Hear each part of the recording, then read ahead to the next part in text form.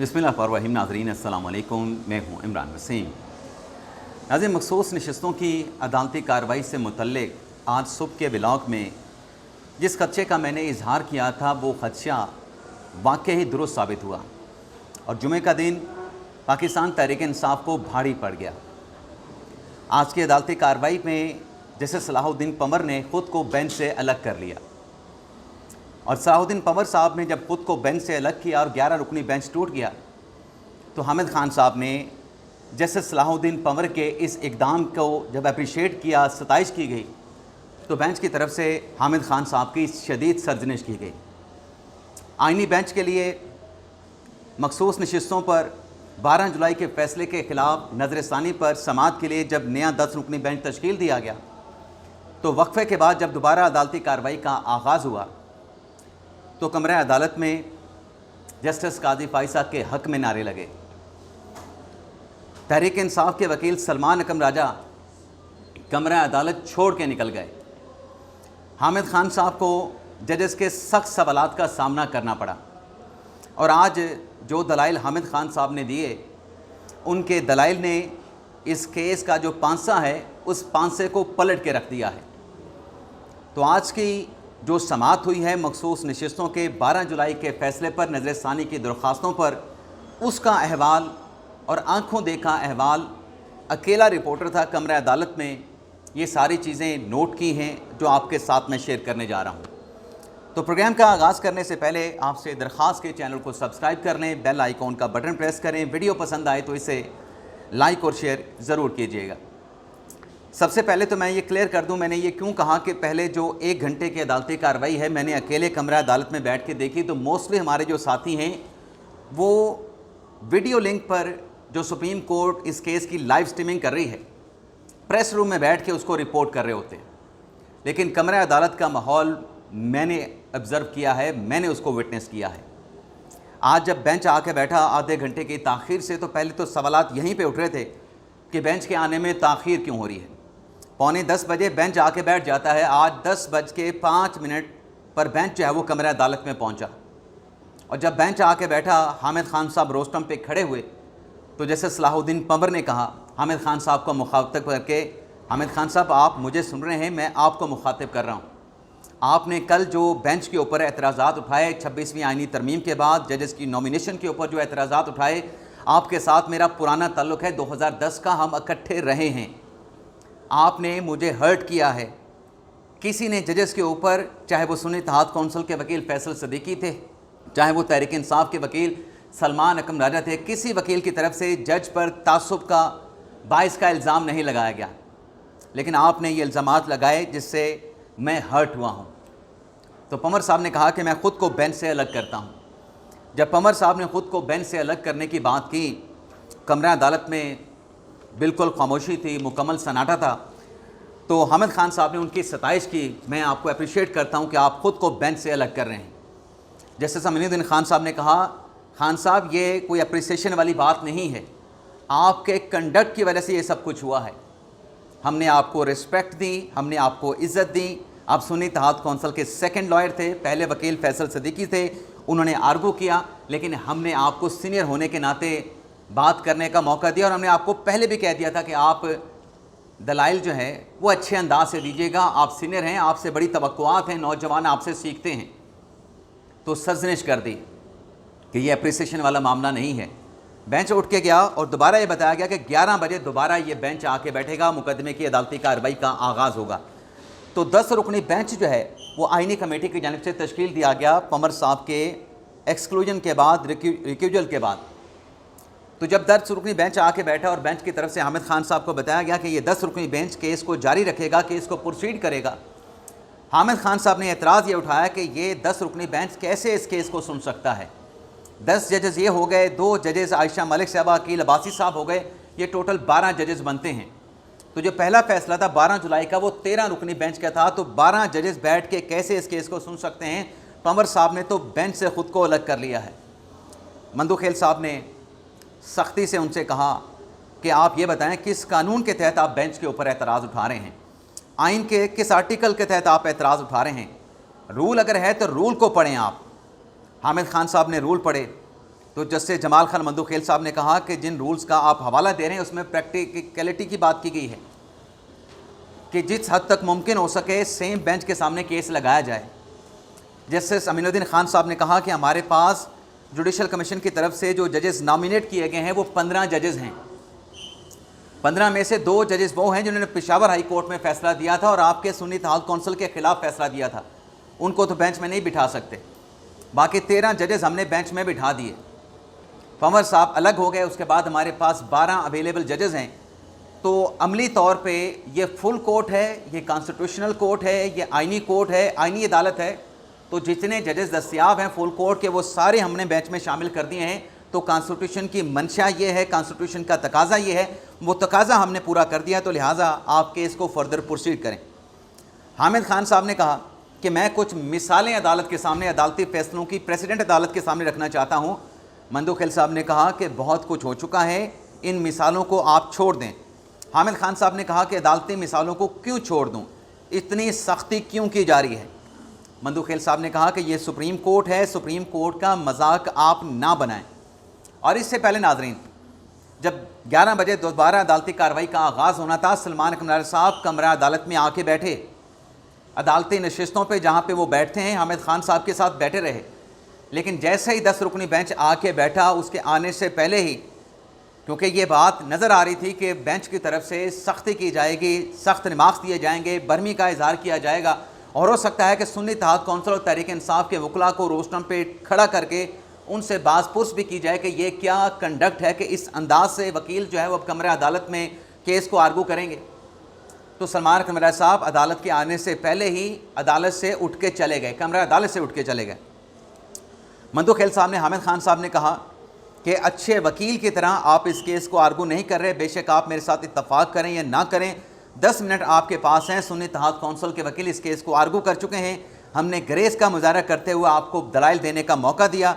सुन्नी इत्तेहाद council के वकील फैसल सदीकी ने 4 दिन तक उन्होंने बहस की इस केस के मामले पे। अब आपके पास 10 मिनट हैं, 10 मिनट के अंदर आप अपने दलाइल को कंक्लूड करें। हामिद खान साहब ने काजी फाइसा केस का हवाला दिया। मंदोखेल साहब ने कहा कि सख्ती आएगी, आपके कंडक्ट की वजह से सख्ती आती है, काजी फाइसा का नाम यहाँ पे ना लें। हामिद खान साहब ने कहा कि मैंने काजी फाइसा का नाम नहीं लिया, मैंने उनके फ़ैसले का हवाला दिया है। मंदोखेल साहब ने कहा कि आप वो रूल पढ़ लें, ऑर्डर 37 और रूल्स पढ़ लें, उसमें प्रैक्टिकलिटी भी क्या लफ्ज़ होता है, उसमें मतलब जिस हद तक हो सके प्रैक्टिकल मुमकिन हो सके आपने बेंच जो है वो तश्कील देना है। तो हमने प्रैक्टिकली जितना मुमकिन हो सका फुल कोर्ट हमने बना दिया है। तो यही 10 जजेस दस्तियाब हैं, तो हम इस केस को सुन रहे हैं और इस केस को आज कंक्लूड भी करेंगे। बल्कि तो आगे चल के रिमार्क्स में मंदोखेल साहब ने कहा कि कल तक भी जाना पड़ा तो कल तक भी इस केस को लेके जाएंगे। हामिद खान साहब ने कहा कि 12 जजेस जो है इस केस को रिव्यू नहीं कर सकते। मंदोखेल साहब ने कहा कि ये कानून और आइन में कहाँ पे लिखा है ये हमें बता दें। और फिर मंदोखेल साहब ने कहा कि किसी वकील या किसी जज की अगर इज़्ज़त है तो इस इदारे की वजह से है, जो बेइज्जती की है वो बेइज्जती हमारी यहाँ पे की गई है। इंसल्ट के लिए यहाँ पे कमरा अदालत में नहीं बैठे, मैं अपनी वालदा की फातियाँ छोड़ के इस अदालत के वक़ार और तौक़ीर के लिए बेंच में आके बैठा हूँ और यहाँ पे इंसल्ट की जा रही है। हामिद खान साहब ने कहा कि मैंने सुप्रीम कोर्ट की बेइज्जती नहीं की। मंदोखेल साहब ने कहा कि आप जो मुझे कह रहे हैं कि मैं बेंच से अलग हो जाऊं, मैं बेंच से अलग नहीं हूंगा, मैं इतना कमज़ोर नहीं हूं कि आपके कहने के ऊपर बेंच से मैं अलग हो जाऊं। अदालत की तरफ से हामिद खान साहब को कहा गया कि आपका जो बेंच के ऊपर दोबारा से जो आप एतराज़ उठा रहे हैं कि ये 10 रुकनी बेंच नहीं सुन सकता, ये एतराज़ हम मुस्तरद करते हैं। आप केस को प्रोसीड करें, आगे जो आपके नज़र सानी के दलाइल हैं उन नज़र सानी के दलाइल के ऊपर, मेरिट के ऊपर आप बात करें। फिर हामिद खान साहब ने वही बेंच के ऊपर एतराज़ शुरू कर दिया। तो हामिद खान साहब कह रहे थे कि वही वाला पुराना बेंच जिसने 12 जुलाई का फ़ैसला दिया था वही बेंच बिठाएं, उन्हीं जजेस को बिठाएं और वो केस की समाअत करें। ये तो बेंच ही गैर कानूनी, गैर आइनी है। फिर नाज़िम मंदोखेल साहब ने उनसे कहा कि आप जिन फ़ैसलों का हवाला यहाँ पे दे रहे हैं कि ये बेंच गैर कानूनी है, पहले वाला बेंच बैठना चाहिए नज़रसानी में, आप उन फ़ैसलों की लिस्ट दे दें, उन फ़ैसलों की साइटेशन तहरीरी तौर पे दे दें या फिर आप तहरीरी तौर पे अपने दलाइल अदालत में जमा करवा दें। अमीनुद्दीन खान साहब ने कहा कोई नया आपका पॉइंट है नज़रसानी में तो वो नया पॉइंट दे दें। ये जो आप पॉइंट दे रहे हैं ये पहले से डिस्कस भी हो चुके हैं, और जो आपका बेंच पे एतराज़ है ये एतराज़ पहले ही डील हो चुका है और उस पर अदालत का फ़ैसला भी आ चुका है। हामिद खान साहब ने कहा कि मुझे आप बोलने की इजाज़त नहीं दे रहे। फिर नाज़रीन आगे चल के मैं बड़े रेलिवेंट चीज़ पे आता हूँ।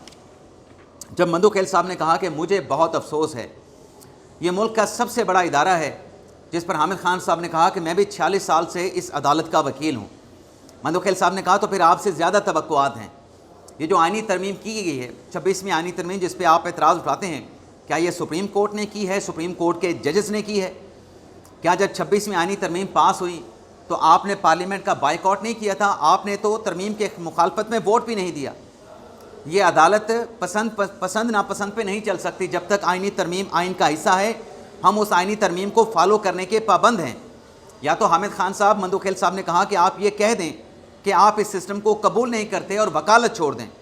हामिद खान साहब ने कहा कि मेरे दिल तो यही करता है जो अदालत की हालत होगी, लेकिन जब तक ज़िंदा है मैं कुछ ना कुछ तो हम करेंगे। यहाँ पर नाज़रीन फिर अदालती कार्रवाई में एक नया ट्विस्ट आता है जब हाशिम काकड़ साहब हामिद खान साहब को मुखातिब करके कहते हैं, हामिद खान साहब आपसे सीखा है, हम आपसे सीखते हैं। आपके लिए और इस अदलिया के लिए हमने जेलें भी काटी हैं। काजी फायज़ ईसा एक बड़ी अच्छी हस्ती है, उसकी गैर मौजूदगी में आपने उसके ऊपर यहाँ पे इल्ज़ामात लगाए, वो मेरे मेंटोर हैं। और यहाँ तक भी हाशिम काकड़ साहब ने कहा कि अगर ये अदालत ना होती, अदालत के बाहर कोई बात होता और मेरे उस्ताद के ख़िलाफ़ कोई बात करता तो हम देखते कि हमारे मेंटोर के ख़िलाफ़ कोई कैसे बात करता है, लेकिन हम जज हैं और कमरा अदालत में बैठे हैं। हाशिम काकड़ साहब ने कहा कि आपने सिटिंग जजेस के बारे में यहाँ पे बात की, अगर इज़्ज़त ना हो तो फिर ऐसे ओहदों पे लानत भेजता हूँ। कल आपने कमरा अदालत को डी चौक बना दिया, आपने जजेस की किरदार कुशी की। आपको जजेस की किरदार कुशी का हक़ किसने दिया? यहाँ पे इज़्ज़त के लिए बैठे हैं, बेइज्जत होने के लिए यहाँ पे नहीं बैठे। जलसा जुलूस यहाँ पे कमरा अदालत में ना करें, जलसा जुलूस करना है तो बाहर जाके करें। फिर जस्टिस नईम अख्तर अफ़गान साहब ने कहा कि आपके पास 10 मिनट है दलाइल देने के लिए, बसूरत दीगर उन आपके 10 मिनट की दलाइल की ज़रूरत भी नहीं है। कोई नुक्ता है नया तो बता दें, फालतू बातें ना करें, टू द पॉइंट अदालत में बात करें। फिर जस्टिस नकवी साहब ने कहा, बाकिर नकवी साहब ने, कि आप अपने आप को नज़रसानी तक महदूद रखें। प्लीज़ आपको कैसे समझाएं, आप नज़रसानी की मेरिट से हट के आप दलाइल दे रहे हैं। फिर नाज़रीन जैसे जमाल खान मंदू खेल साहब ने कहा कि इस केस में हमने 10 मरतबा आपको मौका दिया, आपको शॉर्ट पिच बॉलें हमने कराई, शॉर्ट बॉलें कराई कि तहरीक इंसाफ इस केस में पार्टी बन जाए। आपने पार्टी बनने की दरख्वास्त नहीं दी और आज तक तहरीक इंसाफ या सुन्नी इत्तेहाद कौंसिल के किसी रहनुमा ने, किसी रुकन असम्बली ने आके मखसूस नशिस्तों का क्लेम ही नहीं किया। मंदू खेल साहब ने कहा कि इस बात की तहकीकात होनी चाहिए, इंक्वायरी होनी चाहिए आपकी पार्टी के सतह पे, सुन्नी इत्तेहाद कौंसिल तहरीक इंसाफ की सतह पे, कि किसने मशवरा दिया था कि जो लोग जीते हैं वो सुन्नी इत्तेहाद कौंसिल में चले जाएं। और मंदू खेल साहब ने यह भी कहा कि जो कुछ आज हमारे साथ हो रहा है, 12 जुलाई के फैसले में मुकम्मल इंसाफ जिसने दिया था उसमें एक नाम काजी फायज़ ईसा का भी है। यानी काजी फायज़ ईसा को आज जजेस ये कह रहे थे कि उसने आपके हक़ में फ़ैसला दिया और आप उसके ख़िलाफ़ यहाँ पे ठहर के बातें कर रहे हैं। मुकम्मल इंसाफ के फ़ैसले में काजी फायज़ ईसा भी शामिल थे। मंदू खेल साहब ने कहा कि हमने 12 जुलाई के फ़ैसले में अपने अख्तियारात को इस हद तक हमने स्ट्रेच कर दिया, फैला दिया कि आज हम उसके नताइज यहाँ पे बैठ के भुगत रहे हैं। अगर हम 2 पार्टियों की हद तक फ़ैसला करते तो ये बातें यहाँ पे ना हो रही होती। दरअसल इस केस में पार्टियाँ तो 2 ही थी। मंदू खेल साहब ने कहा, जो पेशावर हाई कोर्ट गई थी इलेक्शन कमीशन के पास, पेशावर हाई कोर्ट गई थी इलेक्शन कमीशन के फ़ैसले के ख़िलाफ़, और पेशावर हाई कोर्ट के 5 जजेस ने भी सुन्नी इत्तेहाद कौंसिल के हक़ में फ़ैसला नहीं दिया था और किसी जगह पे तहरीक इंसाफ ने ये सीटें नहीं मांगी थी। मंदू खेल साहब ने कहा कि इस केस के ज़रिए कौम को गुमराह किया जा रहा है। हामिद खान साहब ने कहा कि आप मुझे जवाब ही नहीं देने देते, मुझे बोलने नहीं देते। तो अदालत ने कहा कि आपको बोलने का मौका दे रहे हैं, आप रवैये के ऊपर बात करें, नज़रसानी के ऊपर बात करें, गैर मुतल्लका बात ना करें। लेकिन बहरहाल हामिद खान साहब ने अपने दलाइल जो है वो मुकम्मल किए और मुकम्मल करने के बाद मखदूम अली ख़ान साहब जो कि मुतासरा अरकान के वकील हैं, उनकी तरफ से दलाइल का आगाज़ किया गया। तो उन्होंने मखदूम अली ख़ान साहब ने अपने दलाइल में कहा कि ये फुल कोर्ट बैठी है। फुल कोर्ट का मतलब दस्तयाब जजेस होते हैं। फुल कोर्ट में ये नहीं होता कि कितने जजेस बैठे हैं, फुल कोर्ट में दस्तयाब जजेस को फुल कोर्ट ही कहते हैं। तो मखदूम अली ख़ान अभी दलाइल दे रहे थे, तो अदालती कार्रवाई के वक्त जो है उसका इख्तिताम हुआ, तो अदालत की तरफ से ये कहा गया कि 2 बजे दोबारा आके बैठेंगे, बेंच दोबारा कन्वीन होगा और आज इस केस का हम फैसला करेंगे। आज हम इस केस का मुख्तसर ऑर्डर भी जारी करेंगे। नाज़रीन, जो खुदकुश हमला मेरी राय के मुताबिक, मेरे एनालिसिस के मुताबिक जो हामिद खान साहब ने आज की अदालती कार्रवाई पे किया है, जो कहीं ना कहीं थोड़ा बहुत इम्कान नज़र आता था कि 41 शायद पीटीआई को ना मिले, 39 पीटीआई को मिल जाएंगे, उसके हद तक मखसूस नशिस्तें भी ग्रांट हो जाएंगी। ये मेरा एनालिसिस है, मैं गलत भी हो सकता हूँ। अब ऐसे लगता है कि हामिद खान साहब ने जो खुदकुश हमला किया कल कमरा अदालत में जजेस पे, माजी के जजेस पे, काजी फाइसा पे, ये खुदकुश हमला और आज जुमे का दिन जो है तहरीक इंसाफ को भारी पड़ने वाला है। फैसला जो भी आएगा, जो वक्फे के बाद की प्रोसीडिंग होंगी, उसको हम आपके साथ ज़रूर शेयर करेंगे। इजाज़त चाहते हैं, अल्लाह हाफ़िज़।